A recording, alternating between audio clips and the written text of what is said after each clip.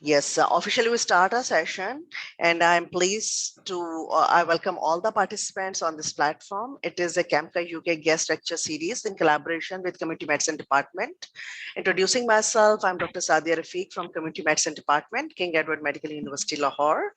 I welcome all the participants, and if I have any questions, they can just put in the chat box so we can answer them at the end. Starting with the session, I am very pleased to introduce Professor Dr. Mahmood Ayaz.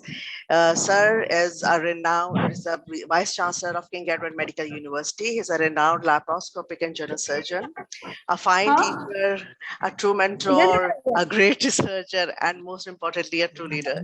Sir, I am very pleased and request you to share your thoughts on this session.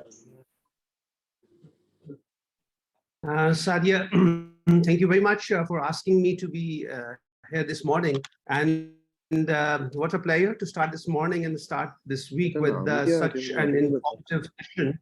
And I would really like to thank Professor Saira Afzal for arranging this. And obviously, it would not have been possible without the help of Dr. Tabinder Dugal and Dr. Atar Saeed from CAMCA University. And I would really like to welcome for gracing the occasion.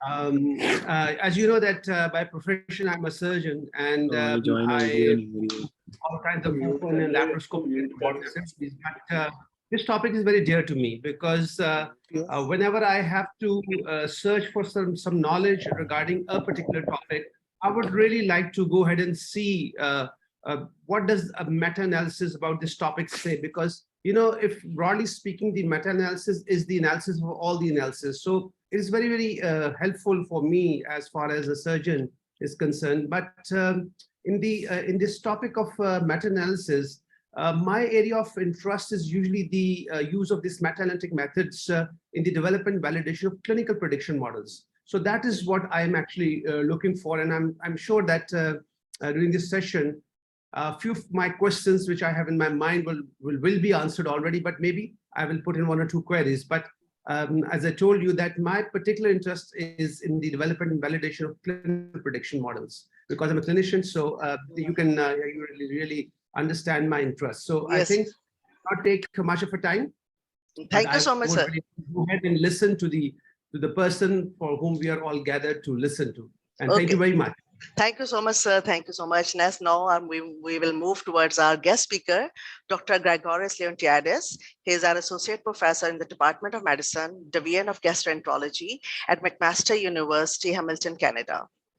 So I would like to request Professor Dr. Grigorios to kindly share his views on this topic, and go ahead, sir, please. Over to you. Yeah, thank you very much. It's my absolute pleasure to be here.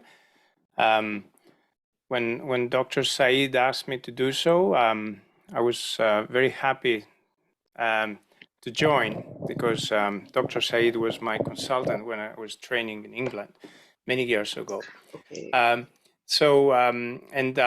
Even at that time, I had been working on systematic reviews and meta-analysis, and gradually I got involved in Cochrane, the Cochrane collaboration then, now it's called just Cochrane. And I evolved gradually to become the joint coordinating editor for the gut group. So I'm a gastroenterologist by training, and I'm also involved in the guideline world. As we may have a chance to discuss, this is a natural evolution. All the guideline methodologies that I know basically have started as experts in systematic reviews. Yeah. So yeah, let's see what participants wants to ask. I'm very happy to help. जिसका alarm लगा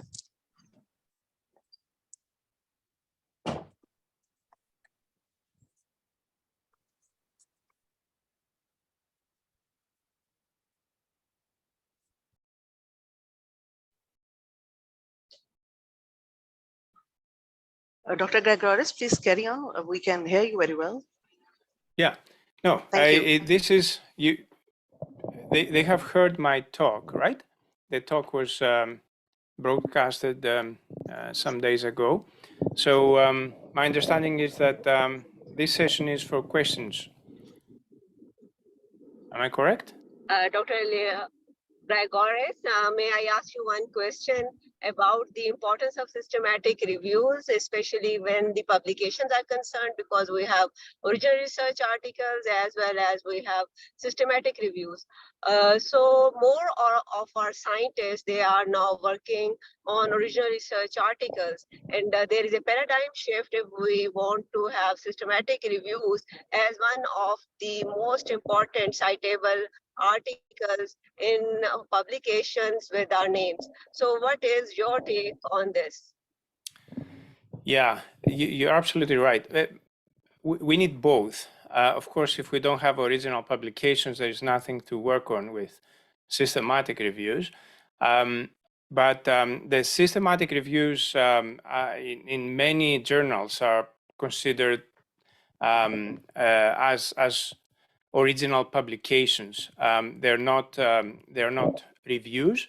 The systematic reviews are considered original publications. And as you said, they're usually cited much higher than the publications that contributed to the systematic review and meta-analysis. That's why the editors love them. They love to publish them. And that's why the researchers understandably want to do a systematic review and meta-analysis to improve their citation index. Now, the problem is, the problem is that unfortunately most of the systematic reviews and meta-analysis that get published are not of good quality.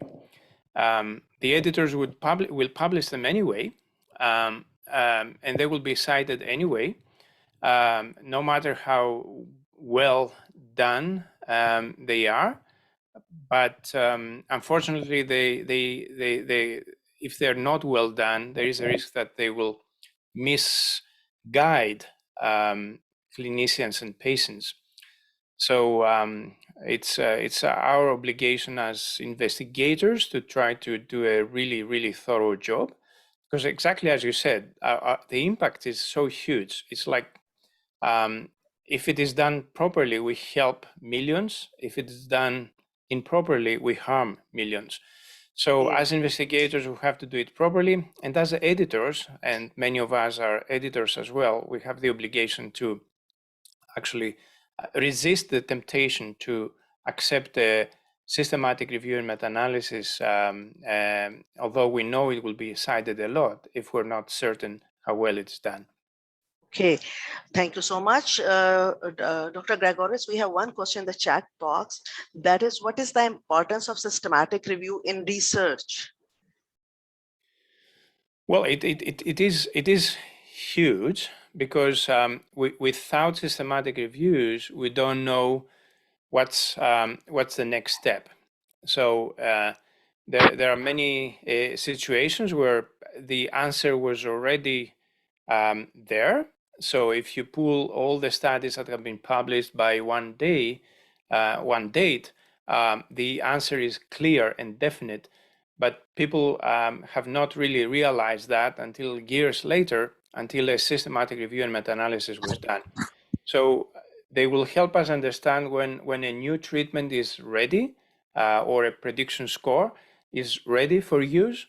And they will also tell us when it's ready to be dismissed, because we should stop using it because it's not useful, because it's not helping patients, or it's actually harming patients.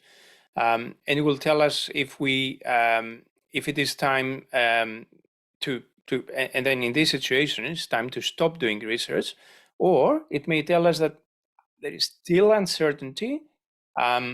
Maybe it works, maybe it's harmful, but we need more research, and it has to be done like this exactly. So they tell you exactly how new research should be done. And that's why it's so many grant competitions require the applicants to actually do or reference or do a systematic review to prove that there is still an unanswered question there. Because if their question is answered, then there's no need to do it. So yeah, we need to systematic reviews. Otherwise, we cannot carry on. Okay, thank you so much. Professor Dr. Mahmood Ayaz has raised her hand, sir. Over to you kindly. Yes, Professor Grigorios, you know that many of the people who are included in the audience are the students at Medical University. And my question might seem very basic to you, but I'm sure that they will be very much interested in, in listening to the answer to this question, that how would you formulate a question for meta-analysis? What are the basis of this, so that, when the students are interested in this field, after doing some basic research, they should be knowing that how to formulate a question for meta-analysis, because as I told you, that this might seem very, very basic to you, but my students would be very much interested in knowing this. Yeah, it's not basic at all. It's basic from the point of view that it is the base of everything. So it is very important. It's the most important part. You're absolutely right. If you don't have the right question formed, and the right question formed rightly, then everything is lost. So one aspect is, how do you form it properly? And in my talk, I explain how you have to take care of all the elements of the PICO, population intervention comparator outcome, very carefully, and spend a lot of time on it, and discuss with somebody. I mean, if you are students, for the students, discuss it with somebody more experienced, but spend a lot of time in preparing for the journey before you actually jump on a train, and then you don't know where you're going. So, and the other aspect is, how do you find this question if you want to do a systematic review and meta-analysis? What's a good question for a student to work on? And I get that question all the time, even from residents who are training as gastroenterologists, and they have to do research projects, and they tell me, I want to do something, but I don't know what. So there are many ways to do that. But before I start that, you mentioned that the students have done basic research, right? So a completely unexplored area, and is ripe for exploration, is systematic reviews of basic research questions. Systematic reviews of animal studies or studies in the lab. And there are some groups already in the Netherlands that have worked on that. The methodology is already there, but and how to assess the risk of bias is there, and it is an area that is totally unexplored. I mean, in clinical medicine, we're used to seeing systematic reviews. In basic research, it's extremely rare to see a systematic review. People just write narrative reviews. I'm an expert, so let me tell you about this receptor and how it works, right? But no, it's not a systematic review. So one thing is, if you really want, any of you guys want to really pioneer in an area and do something where almost anything you can think has never been done before, it's basic research. Now, if you want to do something in clinical research, in a clinical area, first of all, you have to make sure. Sorry. Please carry on. Please carry on. Yeah, you have to make sure that this has not been answered just earlier this morning, because there are so many systematic reviews coming out every day. So if you see that there are 3 published, one in the BMJ, or one in Lancet, and one in gastroenterology on the same topic, forget it. Just do something else, unless you can prove it was done very poorly, unlikely if it is really high impact journals. try to find something that I would suggest start with an area where there are RCTs, randomized controlled trials. It is 10 times easier to do a systematic review on RCTs than on observational studies. It seems the opposite, but it is exactly as I tell you. To do it properly, you need 10 times more to do it on observational studies. So if it is your first one, and I'm talking to the students, don't start with observational studies. Go in a topic where there are at least 5 or 10 RCTs. Now, the best time to do it is when a big RCT is published. Again, it's very difficult for a student to know, but for a content expert, if they have a mentor, they know, oh my goodness, on this area that I work, that's just a new study was published just today. Now it's the time to do it and update it. If there were 3 or 4 smaller ones and now the big study comes out, now is the time to do the systematic review. But for a student, they really need a mentor, to be honest. It's very difficult for them to just jump in this area without any mentorship. Mentorship is extremely important. Okay, thank you so much. Thank you, sir. Sir, do you want to ask something else? Yeah, I just wanted to ask 1 or 2 more questions. One of the most difficult things for me for a meta-analysis is that how to actually select studies, that which studies should be included in a meta-analysis. What is your preference, whether you apply some quality criteria or you choose some specific studies on a specific topic? Or would you like to actually include the unpublished studies as well into this meta-analysis? So these 3 areas, I really like to, I'm quite hazy about these 3 areas. So how would you actually guide me in all this? Yeah, so you said one is risk of bias, one is published and unpublished, the other one is abstracts. What did you? No. I wanted to ask that how, for a meta-analysis, how should I select, because there are a lot of studies which have been already done.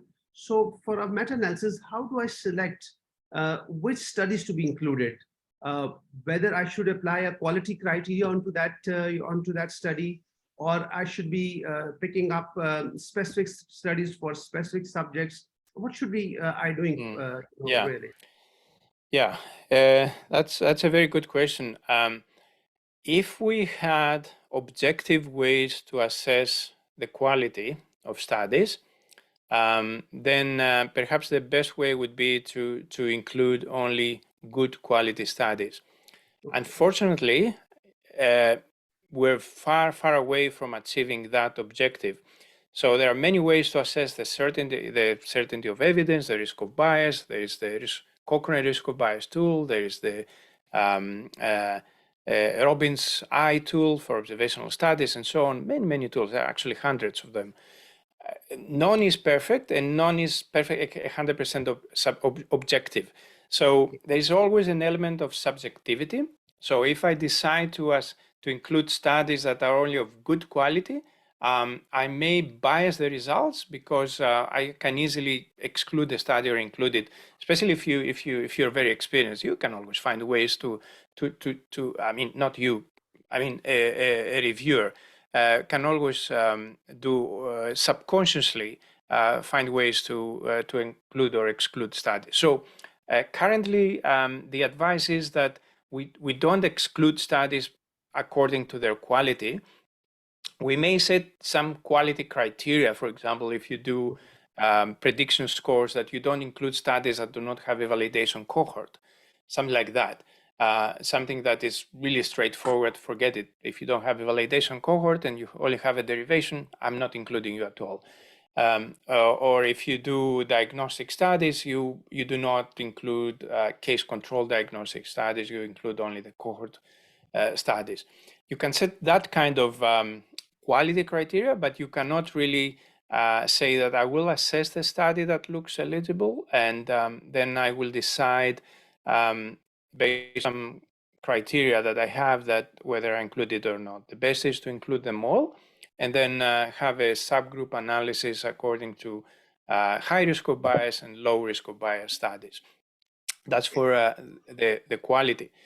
Publication is very difficult. It's even more difficult question because As you know, the studies that have not published as abstracts, or the studies that are only available as preprints, well, the abstracts do not give enough information for you to assess them. The preprints have not been gone through peer review. So unless you work on something like COVID-19 on the heat of the pandemic, I would suggest not including preprints. If it is something like laparoscopic versus open surgery for cholecystectomy, it can wait 6 months. The abstracts again, it's here there are conflicting opinions. I mean, but you have to. The thing is, whatever you decide, you have to decide it beforehand. That's why I mentioned in my talk it's a good idea to pre-publish the protocol of the study. Thank you very much. I would really like to give a chance to the students of King Edward Medical University to ask questions. I consider myself as a student of research as well. I have got 2 more questions, but I think that the students of the King Edward Medical University have a bigger rights than me to speak on the forum. Thank you so much, sir. We have some sort of, as it's a Zoom class, time constraint. So we have a lot of questions in the research box, but I think my time is being displayed. So I would like to welcome Professor Dr. Sara Afzal, Dean of Public Health, to kindly give her final comments and thoughts on today's session. Okay, thank you very much, Dr. Sadia. I think you must take another question rather than having my comments. Please take another question. Yes. It's like, can King Edward Medical University can collaborate with McMaster University for systematic reviews and research? Oh, of course. That's the beauty of the systematic reviews and meta-analysis, that you can collaborate with anybody in any place in Earth. When I did my first one, I was collaborating with my mentor in the US. So yeah, of course you can. The only thing is you have to start a connection and start working with somebody. But yeah, absolutely.